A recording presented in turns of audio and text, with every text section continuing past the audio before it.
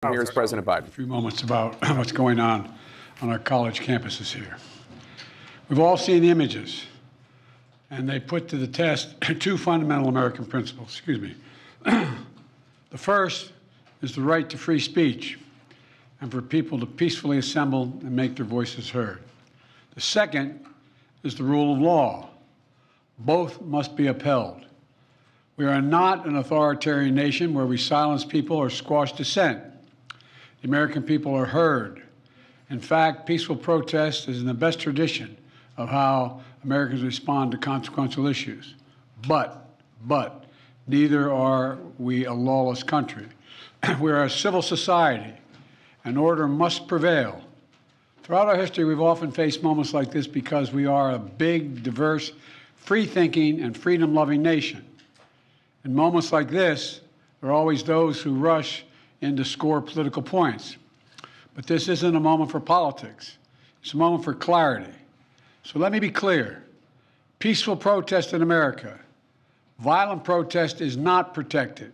Peaceful protest is. It's against the law when violence occurs.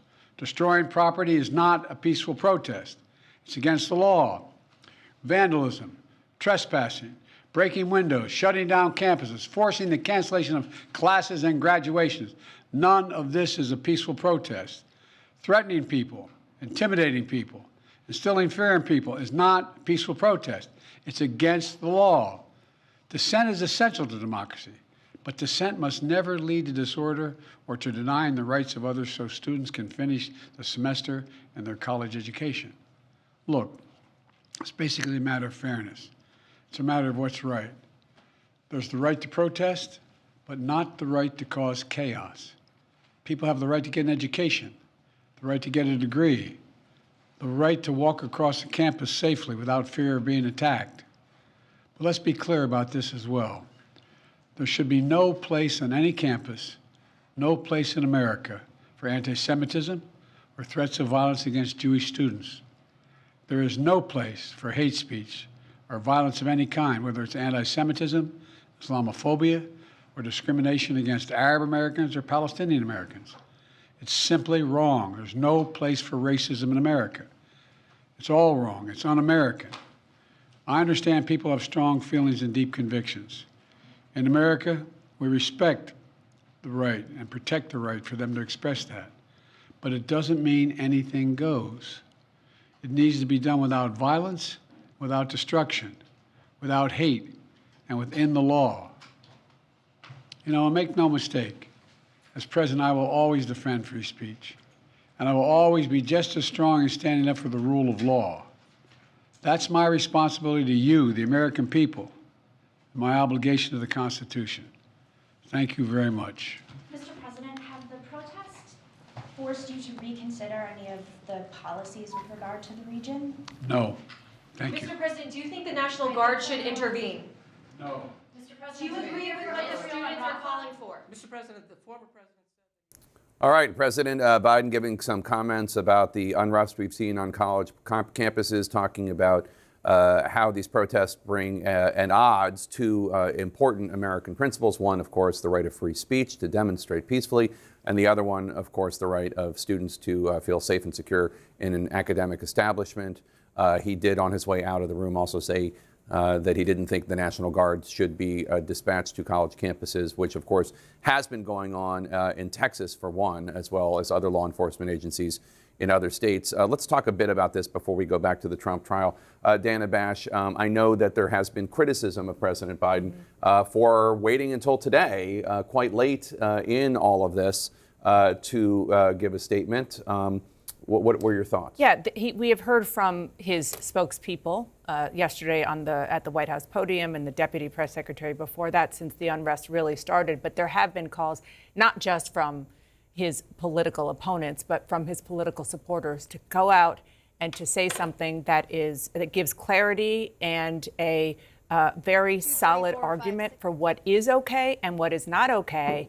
And it's hard to imagine that anybody heard that and didn't hear a very, very clear argument that, as you said, Jake, you can be somebody who opposes any policy And you should have the right. That is a fundamental right in the United States of America. But you can't intimidate. You can't do anything to stop people from going to classes or from feeling unsafe. And it is complicated.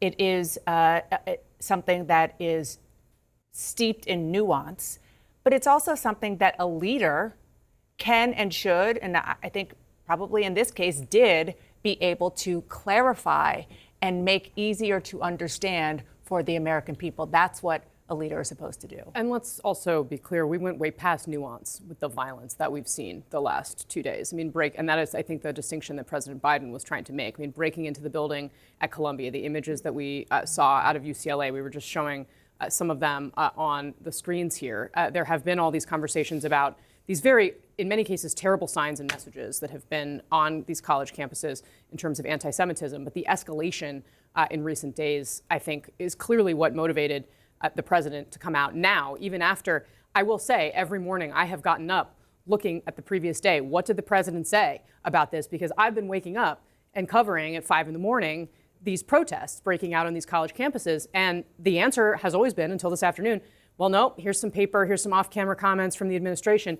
Clearly, they felt like they needed to finally say something. And I think you could really hear, you know, for President Biden, and Dana, you were talking about this as we listened to him, you could hear the conviction in his voice in this speech. Yep. So when you were doing your show this morning, Casey, 5 a.m. East Coast time is 2 a.m. Pacific time, and it was at 1 a.m. Pacific time, I believe, that law enforcement went into the encampment at the campus of UCLA in Los Angeles to clear out the encampment there, which obviously is generally not a smooth and easy process. Josh Campbell is there, our law enforcement correspondent and a former FBI official, looking at the, well, that does not look ready for graduation, I'll just say that, Josh Campbell. No, it certainly doesn't. And, you know, after that clash that we saw last night with law enforcement here ultimately deciding that it was time to go in, they did this in steps. They issued an unlawful assembly order and then asked this crowd to disperse, and then they went in. The California Highway Patrol, there were some skirmishes. We talked to some of the officers inside who said that they had things that were thrown at them. I saw one officer who was covered in the powder from a fire extinguisher, but no injuries being reported at this point. We are learning, and I'll tell you as we kind of zoom in about what's left here. You can see behind me, there were 250 protesters approximately in this camp. That's what the CHP tells us.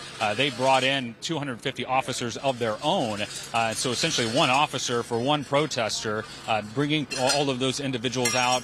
We are told that 132 of those protesters were taken into placed under arrest. We're waiting to see what those charges actually are. Now, overnight, we started to get a sense that this was about to go down because late yesterday, and this gets to, you know, what the president's point about lawful versus unlawful. The university itself, up to the point of last night, didn't ask the police to come in and actually clear this camp. But that all changed. We started seeing resources come in. We saw the FBI field office, which is about a mile from here, essentially turn into a staging point for dozens and dozens of law enforcement officers. Multiple prisoner buses were brought in. And as you mentioned, Jake, just around 1 a.m. time, we are a little earlier than that, but that was the time when they actually made entry into the actual camp itself. Going in, conducting those arrests. Right now, it is really quiet. What you're seeing, I don't know if you can see in the background there, but a line of LAPD officers just showed up along with private security for the university here and essentially did a complete sweep. There were a few protesters that were still milling about. There was a standoff of sorts early this morning between the CHP and protesters on that perimeter. Then the CHP just left, but now the officers are back. They're clearing that camp. The university tells us that this is the beginning of the cleanup process after a very, very tense several days here, Jake. Yes, and that's usually, I should note, a beautiful, spotless campus in Los Angeles, not what it looks like right there.